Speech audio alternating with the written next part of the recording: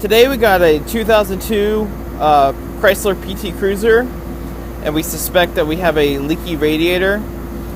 I apologize for the extra noise. We have a heater going. Obviously it's been snowing and it's pretty cold, but we pulled into the garage and we got a heater going, so it's pretty warm right now. But we suspect that we have a leaky radiator because we have coolant dripping down on the ground. That's just water, but we have coolant dripping down on the ground from this side. This would be the passenger side. So we're going to pressure test it, see if we have a leak, if it's a hose or if it's the radiator itself. And then if it's the radiator, we are going to take it out and attempt to fix it. And I'm going to show you how to do it. Okay, we got a pressure tester connected to our where the antifreeze goes in. As we pressurized it, we started getting steam. And actually, if I can get it angled and pushed at the same time, you can actually see it squirt out right there. So there it is. We know for sure that the radiator is leaking. It won't even hold anything above what? Almost 8 psi, and actually it's actually dropping from there as well. Yeah, it's dropping. So we for sure have a leak in the radiator, so we're going to have to take that out and either repair it or replace it. Okay, first we're going to take out these right here. There are two on each side. There's one there, and one there and there. We're going to take those out. Alright, and after you got those 4 bolts out, the plastic grill should just pop right off like that. And we can see our radiator support and our air conditioner condenser, which is the front piece. That's not actually the radiator yet, that's the condenser. So next we will take off this top part, which is held in by 3 bolts on each side, here, here, and here on this side, here, here, and there on that side. And then we got to take off the middle, which is right here. We got to take that off, and this top part comes right off. Now that we got our bolts out of here, those were 10mm bolts, and then there's a 10mm nut which holds this on right here. That's your ambient temperature sensor. That was a 10mm. And actually, before I forget, the bolts that we took out of here were, I believe, let's see, those were 7mm. In order to get this one off, which is the bolt behind the sensor here, that is a 13mm. So we'll get our 13mm deep well on there, and we'll take that off. See how we got that guy out. Let's go right here.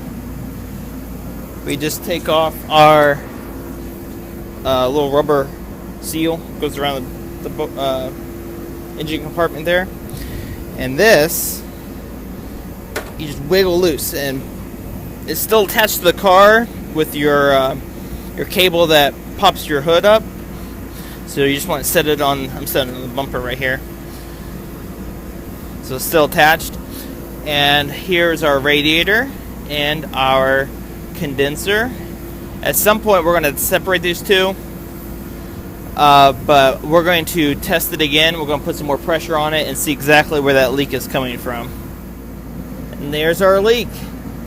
Nice big, let's say 4-inch crack on our plastic part of our radiator, plastic tank, right below where the hose comes in.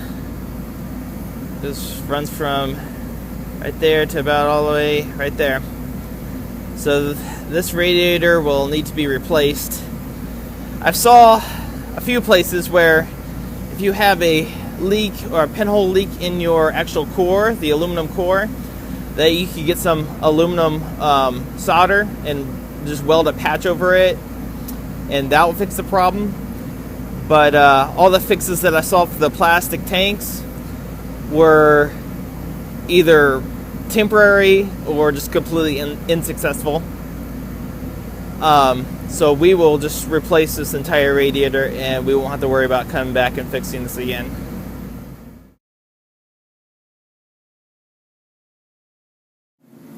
Okay, now that we know that we have to take out our radiator, and it's not just the hose leaking, we're going to go ahead and jack up the car on the driver's side and drain our antifreeze. A little knob right here, you turn it counterclockwise, and the antifreeze starts pouring down to our catch pan. Obviously, you want to wait till the car is cool enough that it won't burn you when you reach in there and try to turn that. And then after that, we'll start disconnecting the radiator fan bolts and take the fan out. And actually, I think that right there is the electrical connection for the fan. We're going to unplug that right now while that's draining. Alright, our coolant's still draining out, so we're going to go ahead and back to the top. And there's a little plastic piece right here which directs the incoming air towards the radiator. Those just pull out. We can take those off. Just pop right out like that. And the same on this side. And we'll take those out. And actually, in order to make it easier to get our fan unbolted from our radiator, we're going ahead and disconnect the upper radiator hose here. You just take some pliers here, squeeze it, and pull it right off. There may be a little bit of antifreeze left in there, but we left our catch pan down on the bottom, so it'll catch anything that spills out. I just determined that it's going to be easier just to take the radiator and the fan out as one piece. So we're going to leave the fan in there, and we're going to unbolt our AC condenser, which is in front of the radiator here. It looks like, if I get the light around here, there are 3 bolts on each side holding it in. There's one right there, the closest to camera, forget the focus. There we go. And then 2 more farther down. And those are 10 millimeter bolts, and there appears to be 3 on each side. I don't know if there's any on the bottom or not, but we'll figure that out once we get those off. Okay, now that we took out the bolts, our condenser's loose. Mine actually only had 5 bolts holding it on. It has space for 6, but the one on the driver's side towards the middle was missing. I'm not sure if it was designed that way or if it was just missing. So mine only had 5, but it had a spot for 6. And actually the hardest one to get out was the lower one on the passenger side, all the way down there. I had to get it from the bottom. But the reason it was so difficult is because the compressor doesn't allow you much room to get any tools up in there to get that bolt out. But we got it out, and now our condenser's loose. So next we will go under the car and disconnect our lower radiator hose and our transmission coolant lines. Okay, now we're under the car. We're going to disconnect our lower radiator hose, which is the big hose right there. There's just a hose clamp we gotta squeeze to take that off. Then our transmission coolant lines are back here. This little hose right here. If you follow it, you can see that it goes up to the transmission.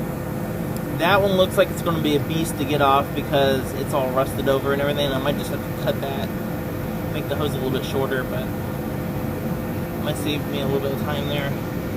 And then the other coolant hose appears to be, I can't get it up in there. Up there. Right here. Sorry. Yeah, right here. And that also looks to be rusted over, so I'm going to have to cut that one off too. But those have to come off, and you want to catch how much transmission fluid comes out of these hoses, because you will have to put that much fluid back into your transmission.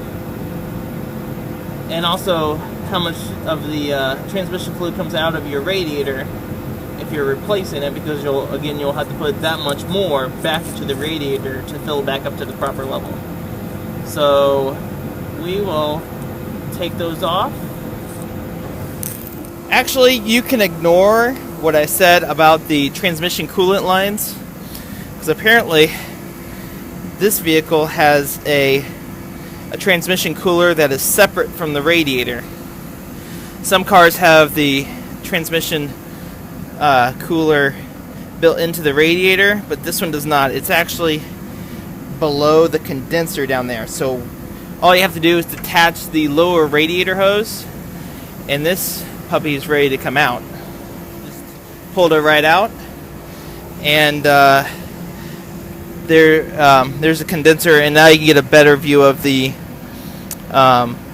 transmission cooler. It's right there below the condenser, right there. So you don't have to worry about anything with your transmission fluid or anything. And our radiator is over here. Still has the fan on it, so we'll have to take the fan off.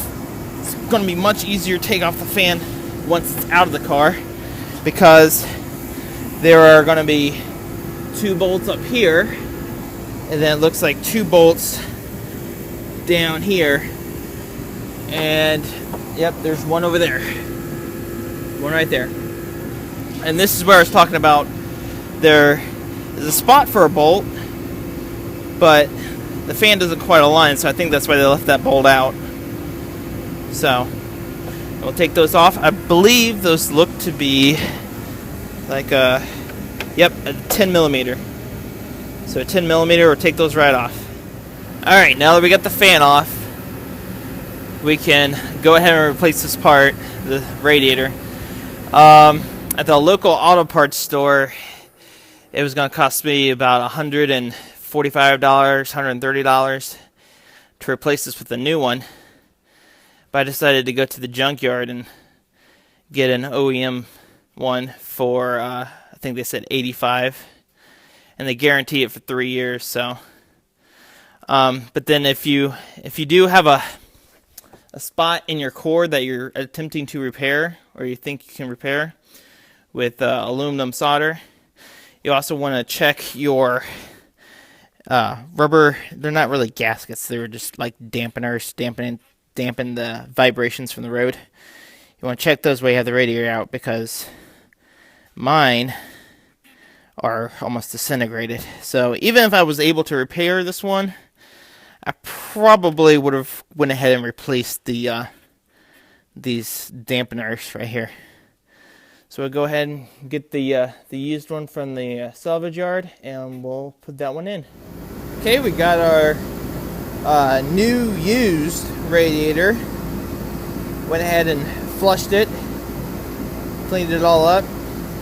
Had a bunch of debris stuck between the fins and everything, so just washed it out. Obviously, because it was used before, but cleaned up pretty nicely. Doesn't appear to be any cracks or anything where the old one cracked, or any other place. So we'll go ahead and put it in and see if we fixed our problem. Hopefully we did, because this thing actually cost me about $97 after tax and everything. So hopefully we fixed our problem.